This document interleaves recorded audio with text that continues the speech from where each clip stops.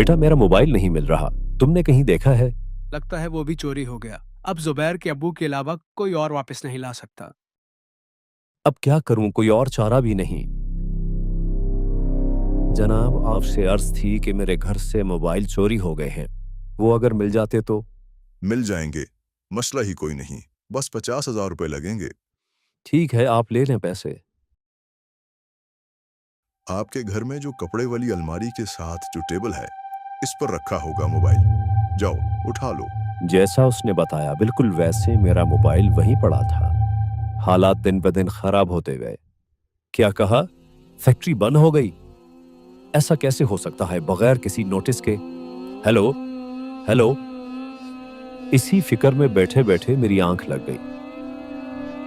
आज रात तुम्हारी बिल्ली मर जाएगी। ओह, बुरा ख्वाब था शायद। मैं सुबह उठा तो बेटी के रोने की आवाज आई। देखा तो बिल्ली मर चुकी थी। शाम को मैं बिल्ली को दफन कर रहा था कि एक दोस्त मिल आए। क्या हुआ सलमान, बहुत परेशान लग रहे हो? भाई इस तरह के अजीब मसाइल हो रहे हैं मेरे साथ, समझ नहीं आ रहा क्या करूं। मैंने सुना है यहाँ से कुछ दूर एक हस्ती हैं, नेक बंदे हैं, उनके पास काफी रूहानी ताकतें हैं। आप उनसे इस चीज का तस्करा करें।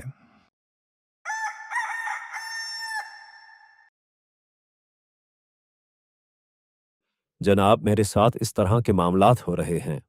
फिक्र मत करो, मैं अभी एक अमल करूंगा और तुम्हारे ऊपर हुआ जादू टूट जाएगा।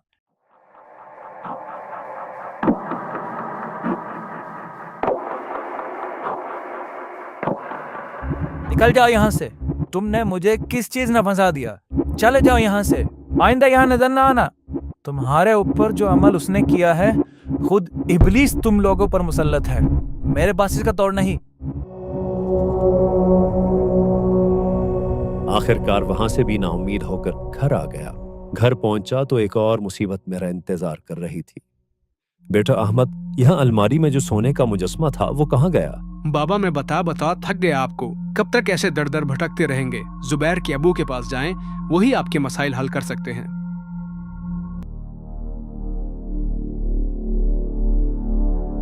जनाब फिर से घर में चोरी हुई है, कोई मेहरबानी करें।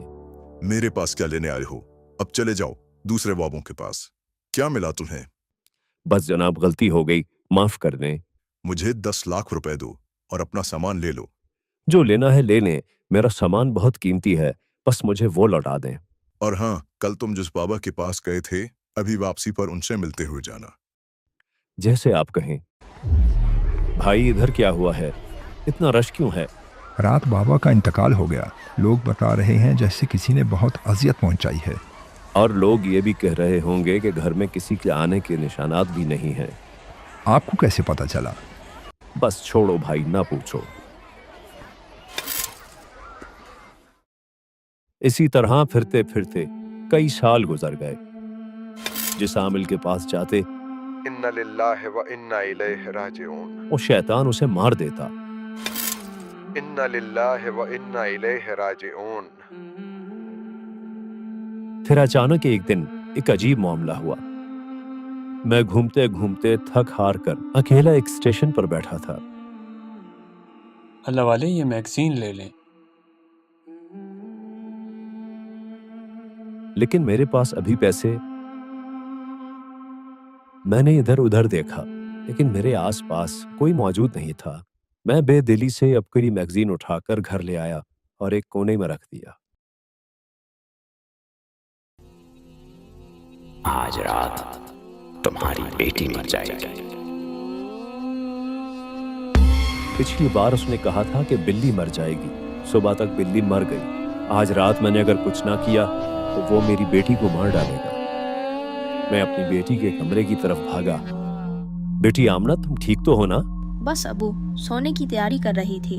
ठीक है बेटा, सुकून से सो जाओ। वो रात मेरे लिए बहुत लंबी थी। मैं टेंशन के मारे इधर उधर टहलता रहा। सारे रास्ते बंद हो गए हैं।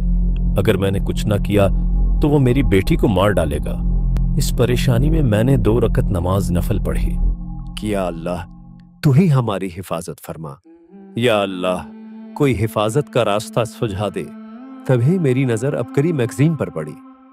जो शख्स भी असहाबे कहफ के नाम पढ़े, अव्वल व आखिर दरूद शरीफ के साथ, वो शख्स हर किस्म के जादुई वार और शैतानी चीज़ों से महफूज रहेगा।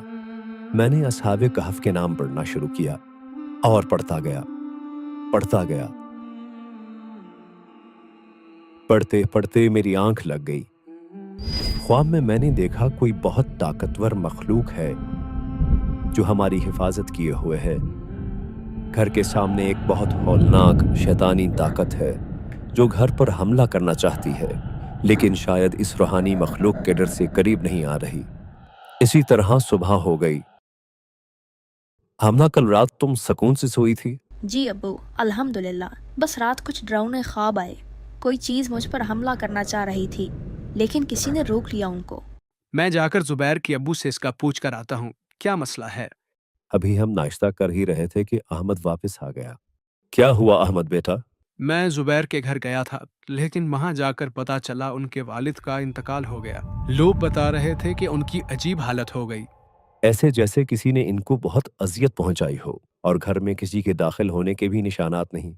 जी हाँ, आपको कैसे पता? बस वो छोड़ो और आओ नाश्ता कर लो।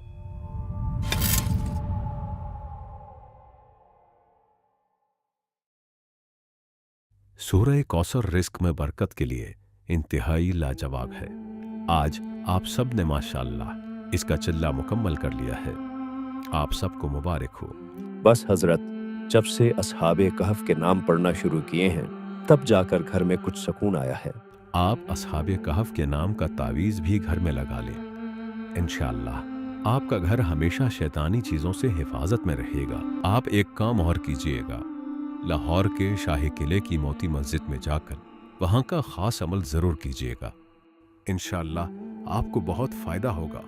वो अमल कौन सा है हजरत? वो अमल ये है कि मोती मस्जिद में आकर 2 रकत नमाज नफल पढ़े।